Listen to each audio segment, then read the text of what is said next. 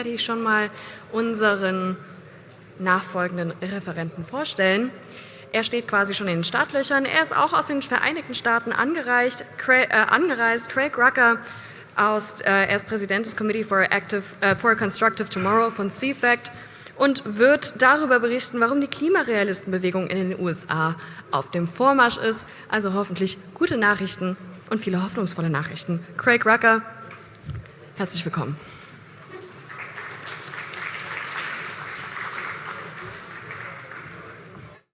All right. As was said, my name's Craig Rucker. I serve as the president of the Washington, D.C.-based Committee for Constructive Tomorrow. Before I begin, I want to thank the good folks at EIKE and Holger, Wolfgang, Maya, Robert. You guys put on a great show. Thank you for putting this on. Absolutely fantastic. Now, my staff always gets on my case. They say, Craig, when you give a talk, you never really tell people who you are or that. I'm guessing many of you heard who we are, but just in case you didn't, I'm going to do a little shameless self-promotion for just a minute. CFACT's been around since 1985. I am a co-founder, kind of give my age away from that. We work in policy in Washington, D.C. We produce reports, studies, some of that sort of thing. We also testify. We also have a board of scientists and academic advisors. You heard from Mark Morano. He runs our Climate Depot news and information service. And we also have a collegians program. We work with youth all around America on college campuses.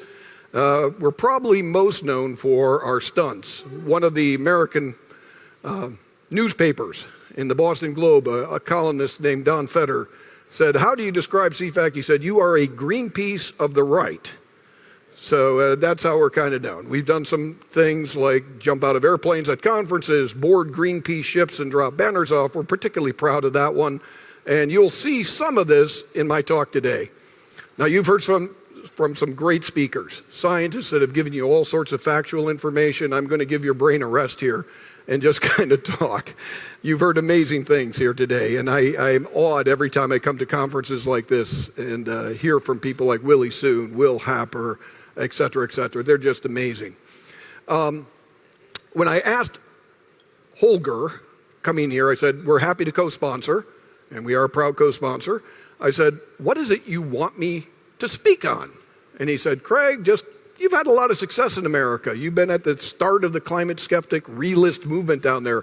Why don't you just share with them how you did what you did? And America's at the point right now where it's really going well. I think it was Charles Dickens who said, these were the best of times, these were the worst of times. These are the best of times right now of our entire movement in the United States. And we're very happy with the success we've had. It isn't perfect, but it's done really, really well. I would also like to mention that this is going to be a shameless presentation. When Holger told me that, it's going to be brazenly pro-American. I know that's rude. That's what you don't do when you go in a foreign country. You try to be like the Romans and that. But there's a few reasons we're really happy in America. It's been a good year for us. We started it off in the Winter Olympics. No, we didn't win the most medals. Norway always gets that. But we were second, and we won the gold medal in hockey, both men's and women's. We're very proud of that. We also sent a team around the moon again. We blasted that off in April and went around the moon. And we have our 250th celebration of our separation from England. So we are going to celebrate.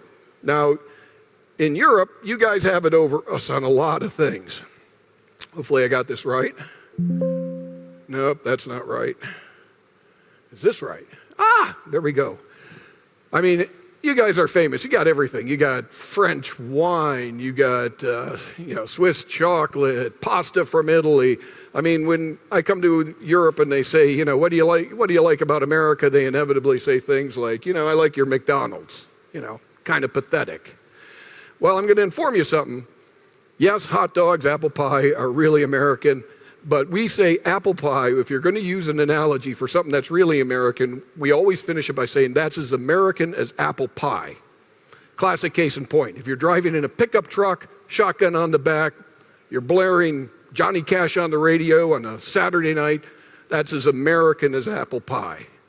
Going to a baseball game to watch the Red Sox in Fenway Park crush it, that's as American as apple pie. Well, I'm going to tell you, we got a new slice of apple pie. To be a climate realist or skeptic in America is as American as apple pie right now. It's as American as apple pie. We are at a zenith right now. Now, this has not gone unnoticed. There's not everybody in America that likes this climate skeptic apple pie. And the Greens have long noted that America is the problem in the world. This isn't just with Trump, which isn't a problem from our perspective. We think he's doing great on our issue. But this goes back years and years ago. I was actually invited into the see George H. Bush when we signed on to the initial Global Convention on Climate Change. I told, never actually made that meeting. He canceled it at the last moment because we were going to tell him not to do it. But we said, don't sign this. And he said, don't worry about it. I'll sign a non-binding treaty. But that provoked a lot of anger from the Greens, saying the United States is a stick in the mud. We want a binding treaty, and America's dragging everybody into a non-binding treaty. When the Kyoto Protocol grew out of this in 1997, who was it that didn't join? It was us. Again, then George W. Bush got us out. We were the stick in the mud. We were the people that were causing the trouble. Copenhagen Accord in 2012, when Kyoto ran out, we never saw that. Paris we got into, but ultimately we're out. We're one of only 4 countries. It's one of the weird things when you think about it that Iran and the United States share one thing in common. We both are not signers or jumping on board the Paris Accord. So that's actually pretty neat. And by the way, we're the only nation in the world that is not part of the original UN Convention on Climate Change. We recently withdrew from that as well. So America, though it's seen by the Greens as, we're snubbing the world and everything, we are kind of proud of this. We look at this as America standing tall, and we're very proud that the climate realist movement has become so impactful in America. Now, my hope in my presentation is I can share with you kind of how this came about. It wasn't an accident. We strategized on this. It didn't just, happen where we got one guy in office and he changed everything. Again, I said it's been through the years that we have been the stick in the mud. I actually think Trump is kind of the culmination with all his activities against the climate agenda of what we had already set and put in motion for a long time before that. Again, we ran out of the Kyoto Protocol, but if you were to look at the data, it would support that America is the most skeptic nation in the world. The most recent one that I saw that was quite convincing was one by Ipsos. It's a French poll. I think it can still be trusted, but it is a French poll from back in 2020, which shows all the nations of the world. This is the most authoritative one. They did 30,000 people around the world, and they found the United States does rate as the most skeptical nation. Now, what they included in this was not just people who said climate change is bunk, but also those who said climate change is derived principally by nature, or we're undecided on it. So on using that as a criterion, America's number one in that. Also, there are polls that European, and I've seen this one, they'll say it's not as what you're hearing from me. Actually, the skepticism's only around 14%. America's not that skeptical. It's still twice as much as the EU. But I would say dig down further in that poll, and you'll see that, yes, there is the 14% they're talking about, and there's the 46% that actually buy what the UN is selling them. But I would actually say they should also include these two things. Those who think that warming is mostly due to natural causes, and those who are undecided. I mean, how can you be undecided when you've been pulverized with climate propaganda everywhere? If you add all these up, it comes to 54%, very close to the 52% that the Ipsos poll found.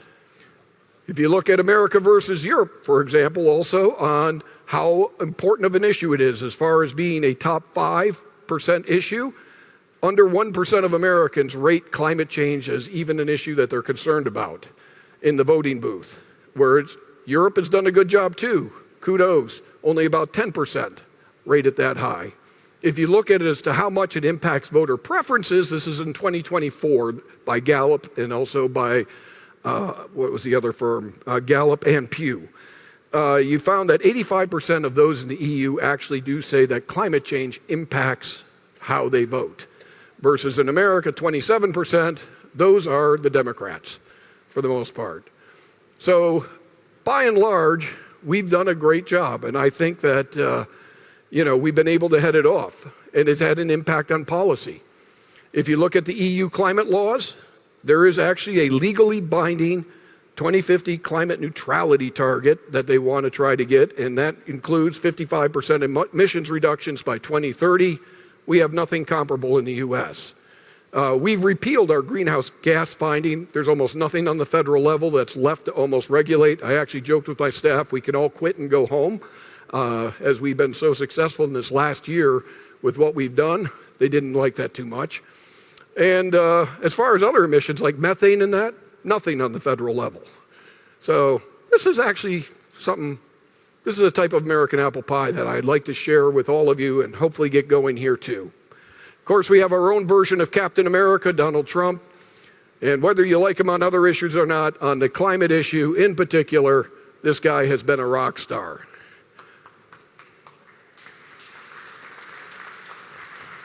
He did it twice, got us out in 2016, right out of the, immediately out of the Paris Accord. But he didn't just get us out of the Paris Accord, he got us out of 66 other UN organizations. He went way beyond what we ever could have anticipated. Signed a halt to offshore wind, and very importantly, and Mark Morano made a note of this earlier, he called global warming a hoax. Now that sounds like, and I know when you're talking to scientists, that's going a bit too far because the planet has warmed. And what he's referring to is Al Gore, Greta Thunberg. He's talking generically that what the UN is selling us is a hoax. And actually, by having a guy be that forceful against it, it has played with public opinion, and I think brought things our way. I think even better is the people that he puts in. We have a statement in America that says, people are policy. That is, who you put in under you matters. I would say he did a not so good job in Trump #1, 2016 to 2020. But this second time, he has put in some rock stars. He put in, for example, Chris Wright at the Department of Energy. He's had some of the largest deregulatory actions in history. Canceled 223 solar projects, eliminated grants to EV, electric vehicle companies and battery grants, rolled back 47 specific regulations regarding energy efficiency, especially as they relate to climate. And very importantly, he created a climate working group. And this is to me, the very profound thing he did. This is comprised of some skeptic scientists, people like Judith Curry, Roy Spencer, John Christie, and others, that actually for the first time had the government stamp of approval. It only lasted a few months, but he gave it a government stamp of approval, and the government of the United States came out with something that reflects the opinions of what you're hearing in here. Now, because of a filing error, it was withdrawn. I don't think, however, if we do things right, that it necessarily will be a permanent death. We'll see if we can get it on a government stamp of approval sometime soon. Even better than him is our very own Lee Zeldin.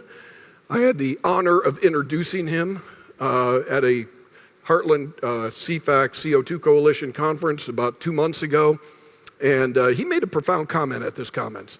He said, all of us who have been fighting for a long time, trying to tell the truth on climate change, were wonder when our day of vindication would come. And he said, this day has arrived. And he has done an amazing job. He has a lot of deregulatory blitz. He's reduced EPA staffing by 25%. He ended programs like Solar for All, eliminated sue and settle. Very importantly, he's defunded a lot of the grants that were going to green groups and took them out. And most profoundly of all is getting rid of the endangerment finding, which undermines all U.S. climate regulation. So, on balance, we're happy. I know, cheesy, I don't mean to gloat, but we're rocking right now. Question may come into your head. Why the success?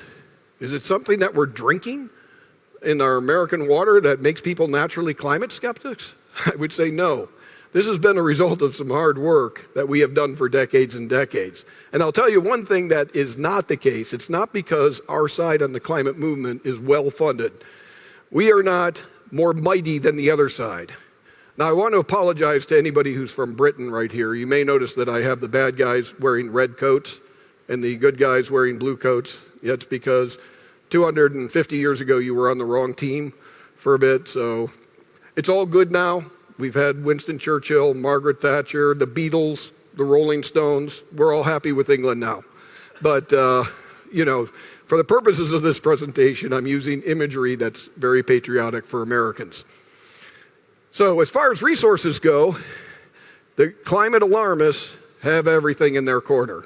They have the major scientific bodies, the environmental NGOs that are huge, government funding, wealthy individuals, social media, major foundations, United Nations, Hollywood. They got a lot in their corner.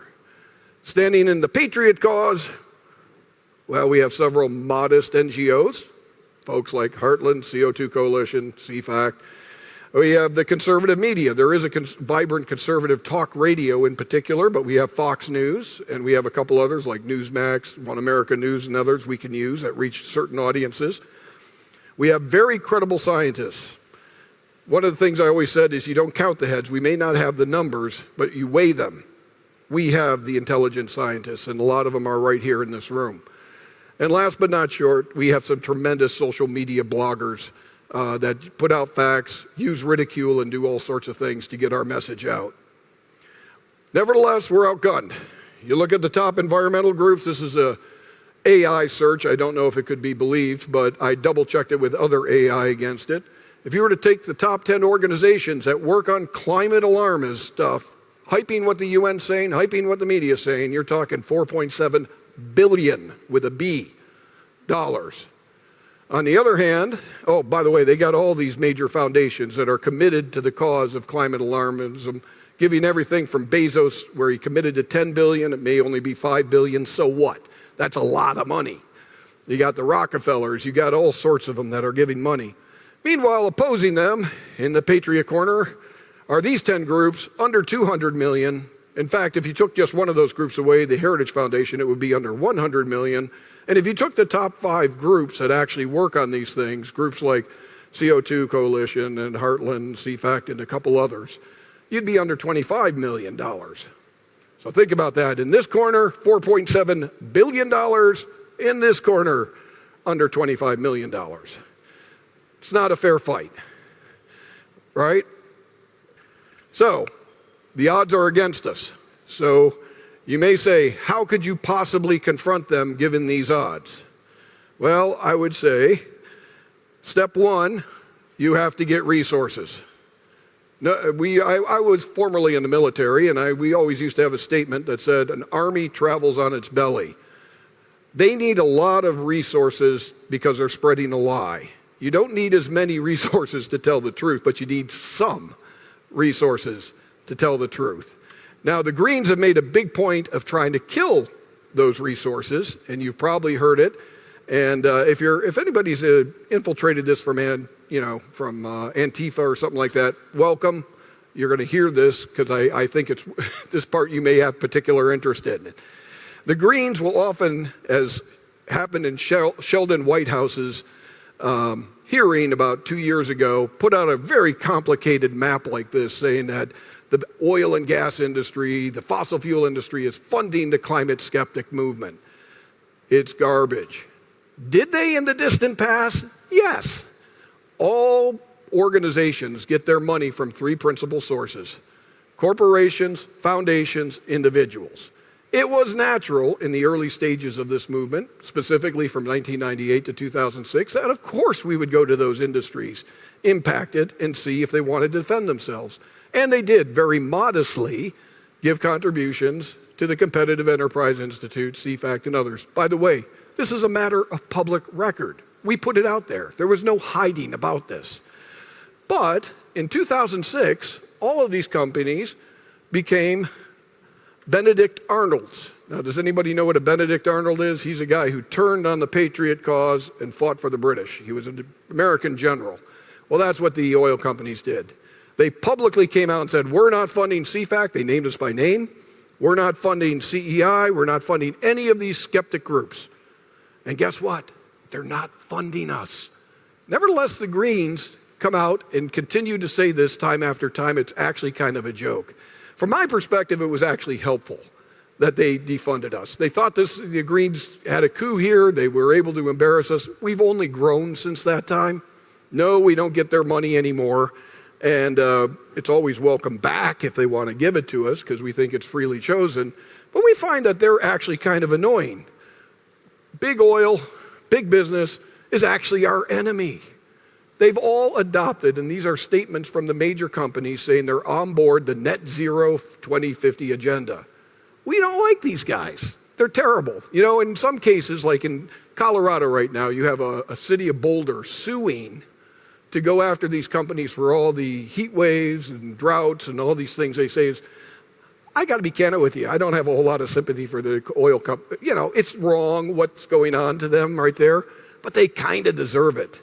They did what Margaret Thatcher once said, is they fed the crocodile, the green movement, hoping it would eat them last. That if they dumped the skeptics, they dumped everybody on that side, the Greens would leave them alone. They haven't.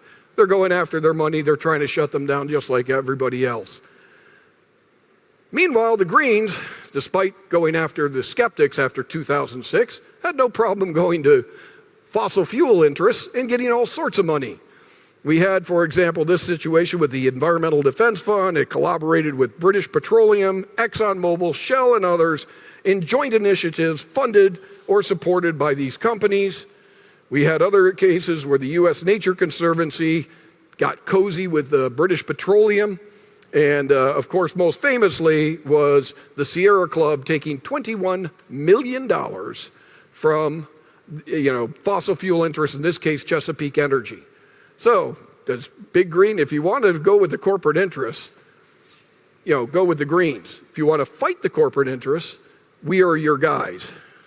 To make matters worse, they don't just get money from the big businesses, they also get it from foreign governments.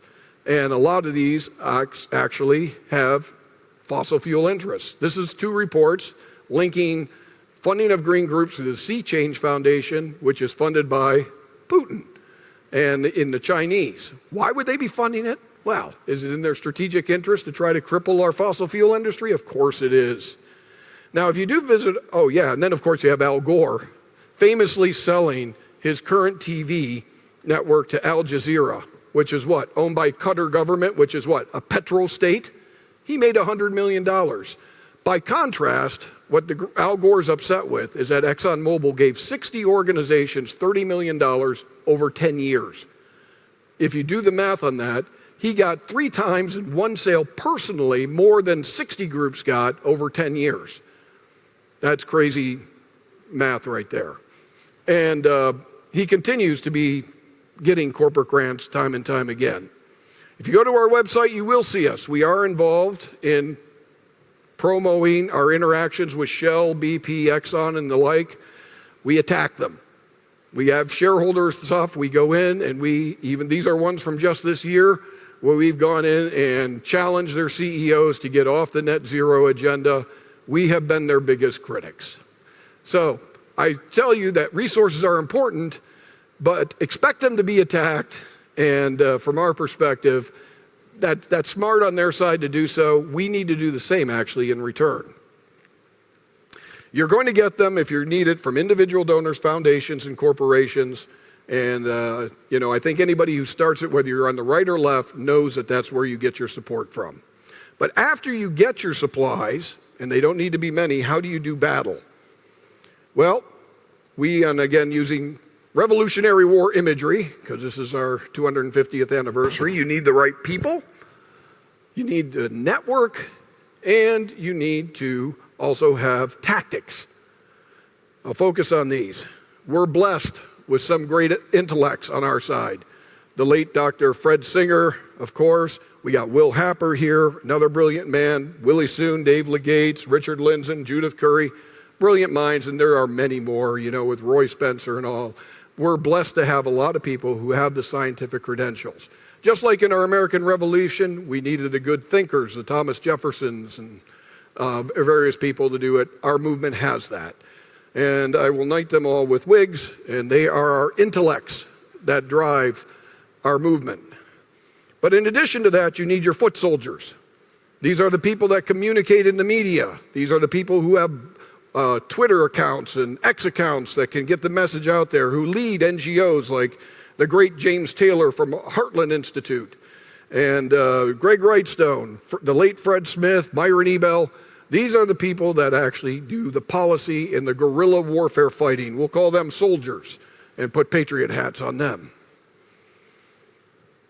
Sometimes being a soldier means you, of course, are wanted by the law. This is Mark Morano and James Taylor with wanted posters outside the Paris meeting at the time. We look at this as a badge of honor. I just thought it was a funny picture. The second thing you'll need to do is network. Now, the Greens like to see how we network, and they come up with the most confusing charts saying things. I got this one for Heartland's benefit because they've been doing some work in Europe, and recently this was put out by the Smog blog, one of our enemies, saying, Heartland's at work in Europe, and they're stirring up trouble. And they made up this very complicated map. I don't know, James, if you've seen it or not, but I was kind of found it intriguing. I can't understand it. Again, I'm giving you kind of it. I guess somehow everything's connected. EIKE's also mentioned in here. To be honest with you, our networking to defeat them in the United States is very much simpler. It's this graph. We have a bunch of groups that get together every month and meet at something called the Cooler Heads Coalition. Now, when we meet, we don't discuss, whether the other side's right or spend much time on that. We talk about specific bills and legislation, specific lawsuits, specific resolutions. We get down and dirty. That was formed by CEI and CFACT back around 2000, been headed by a guy named Myron Ebell. This group is kind of our brain trust and has been for a long time. In fact, when President Trump came to power the first time, he picked who was leading this coalition, Myron Ebell, to be the one who staffed the EPA. So there you got it. You got that, Antifa? That's how we do it right there.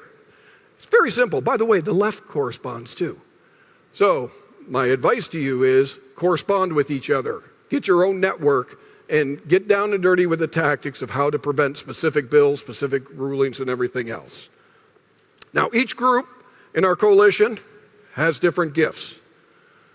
Not everybody, the body has many members, not all of them are the same. I always like to say that CEI with Myron Ebell, they were really good at policy in Washington, D.C. The CO2 Coalition, their bailiwick is principally the science. And you have, for example, Heartland, very good at working in the states. They also have the international. And then, of course, us, who like to clown around, we do the grassroots, but we're also good in communication with media with Mark Morano. So we each have our specialty, but we contribute to the whole with each of our gifts. Okay, so what are our tactics? Well, this is where it gets fun, and I'm going to give you the tactics that we use from the CFACT. I took it from a kind of a movement perspective. I'm going to give you how we at CFACT have done things.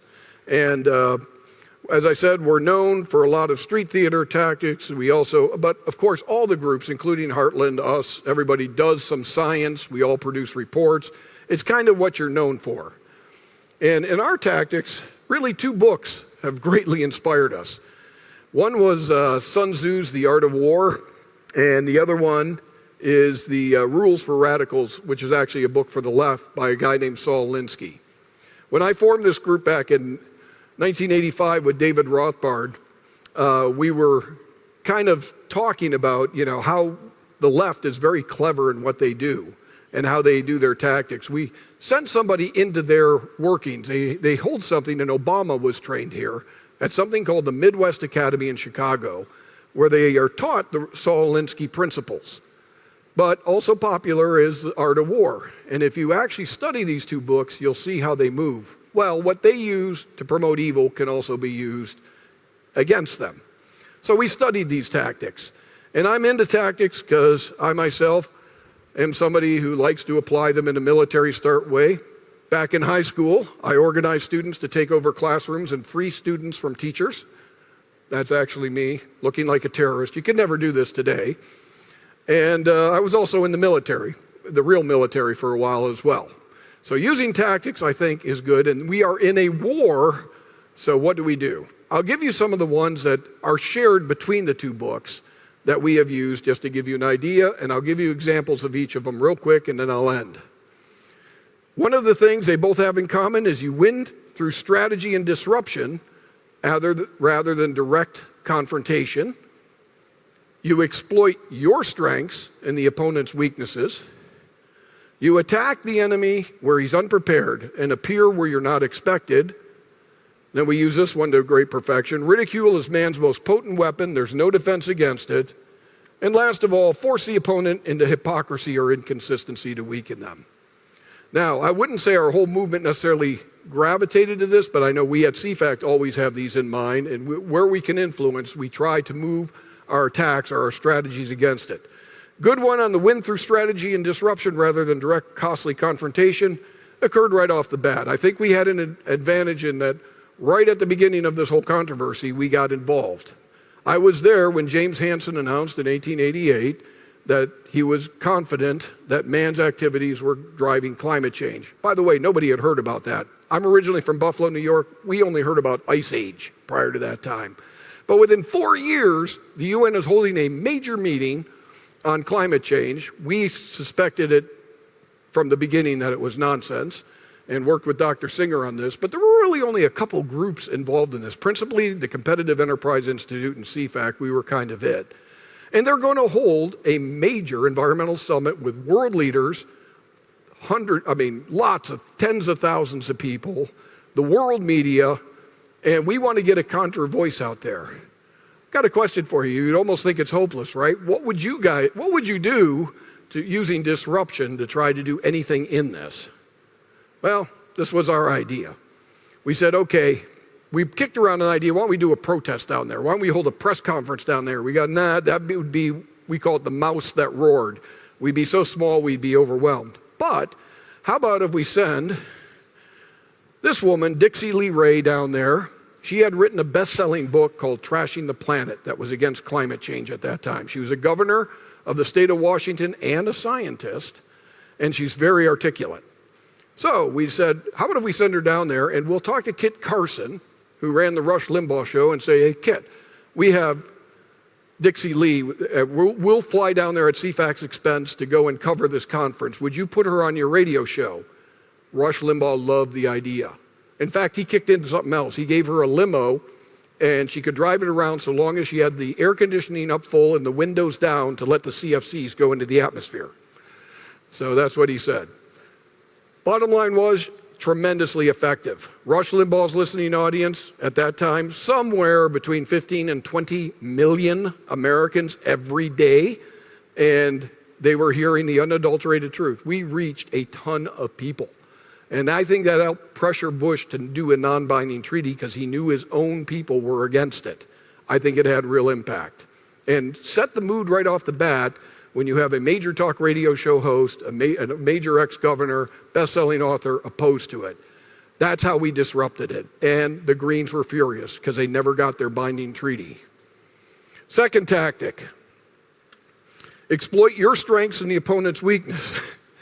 Well, looking at the enemy, they don't have many weaknesses, but one is the truth, right? But there's other ones that we could exploit, and there's several ways that we've done this, and I'll tell you one really recently. And we've exploited it on the green energy front. All right, they've been touting green energy. It's clean, it's green. There's no environmental impacts, right? You want to know what? They're vulnerable on this because there are, of course, environmental impacts. Those are dead eagles. That's a real impact, right? There's land space, higher electricity bills, possible impacts on whales, right? There are all sorts of reasons. I mean, when you take up 20 square miles and blanket it with solar fields, that can't be good use of habitat, right? It's not green energy. So we started, I want to show this, and I think it was really put very well by our own president, and I was going to ask if you could play this clip. Every time you put up a windmill, it costs the country billions of dollars a year to have that horrible thing turn. It's ugly, it's bad for the environment, it kills the birds, and beyond that, it costs a fortune. And you know, you should make money with energy, you shouldn't lose money. With windmills you lose, including those massive solar fields, you know, that take up all the farmland. And you know, they are black plastic from China. You ever see what happens to a bird when the birds land? They get fried because it's hot. So it's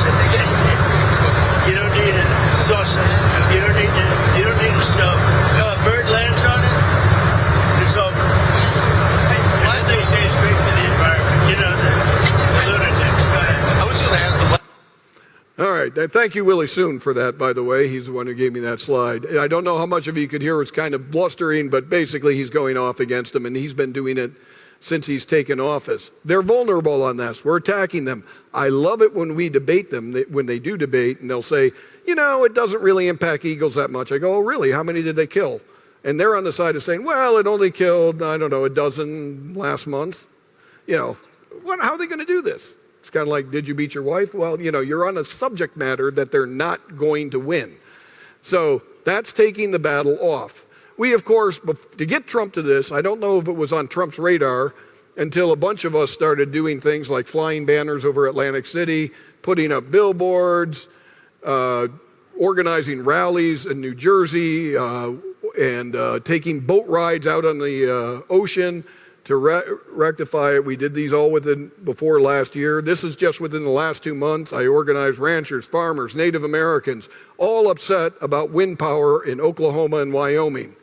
There is a real groundswell against green energy. They are vulnerable here. Since this whole thing has started, and there's a guy named Robert Bryce who's been chronicling this, some 825 projects have been shut down by grassroots opposition. We're going to stop? No. We're going to keep hammering them right where it hurts.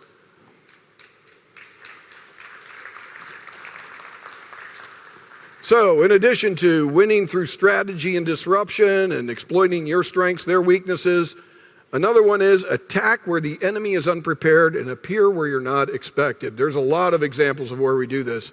One of my favorite was back in when Al Gore won the Nobel Prize. He had gotten it in, or was it Oslo or whatever, and was taking a ride to Indonesia to be welcomed in as a hero.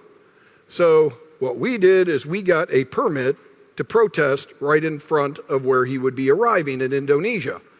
The UN, when they found out about this, immediately revoked our permit. They said, you can't be protesting because this is going to be so disruptive, blah, blah, blah, blah, blah. Somehow that email never got to me. I had their original one where they gave it to me, but that second one got lost or spammed or something. So the cameras show up. Everybody's waiting for Al Gore. You have to purchase media to get this many cameras there. I mean, even if we did, we wouldn't get them. They're expecting Al Gore. And who comes out? We got Lord Monkton. We got Joanne Nova. We have all sorts of skeptics parade out in front and grab the media because they weren't expecting it. When they found out about it, they came charging out there and they looked like they could chop our heads off. But the media was interviewing us. They couldn't get us out of the way very quickly. We've done it, of course, in boarding Greenpeace ships in Copenhagen. Greenpeace had been boarding other ships. We, of course, boarded their ship. They did not expect that and dropped a banner off. More recently, James Hansen was giving a talk in Rice University in Houston, Texas. So we organized a bunch of students to have protest banners out there to greet him, and we're able to generate some media against it. In fact, young people in general, and we use our collegians, they like to cause trouble. And people would say we're leading the youth astray. Oh, well, they're having fun. And so we do a lot of this with our collegians, is we'll have them pop up and do little protests. Attack them where they're unexpected. Next in there, we have ridicule is the most potent weapon. There's no defense against it. This is actually a direct quote by Saul Alinsky, but it's also used in a similar way in The Art of War. Mock your opponent. Now, there's a lot of ways we do this. One way is through videos. We get them doing really stupid things or answering stupid questions. One of my favorite, there's a lot I could have chose from. This woman right here is wearing a carbon sequestration mask. This is in Doha, Qatar. We went to the UN and said, if we could give you a mask that will stop every time you exhale, of course, you're exhaling what?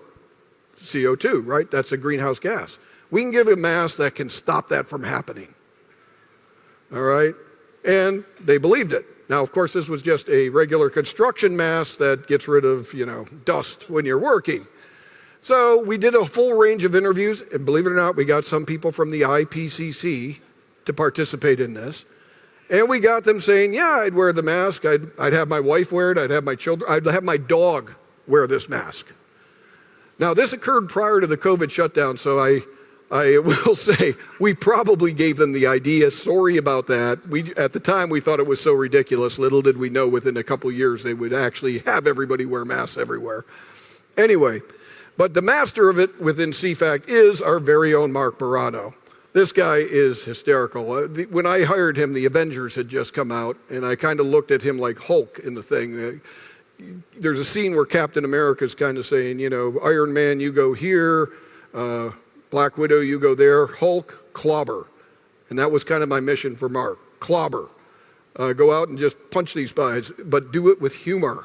And Mark has been brilliant. These are just some things that he's done just this week. They're up on his website still right now, where he says, you know, he's taking them on about the FIFA World Cup being dangerous, and he told you all that about beer goggles, and it's very funny. He has about snakes are going to attack you.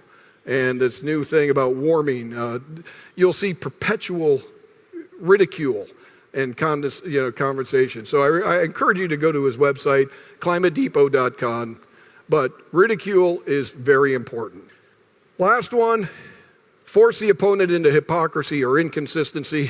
This is like the easiest one of all. We put out a movie a few years ago called Climate Hustle, and there's a whole section on this where we broadcast the hypocrisy of the green. Things like Barbara Streisand talking about climate in one scene, and then she's flying her 2 dogs over the Atlantic in a private jet to join her at a concert, right? I mean, this is easy stuff. We have Al Gore talking about his house living the most carbon neutral lifestyle when his own house uses more electricity in 1 month than a typical American family does in an entire year. I mean, Gore's the gift that keeps giving. He just gives us so much to talk about. So that is good.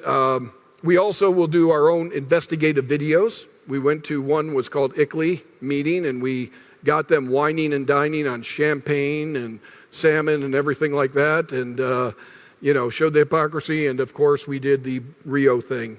I'm just about done, Mia. I'll get off. So in conclusion, the skeptic movement in America is not an accident. It's not haphazard. It's orchestrated, coordinated, and everything else.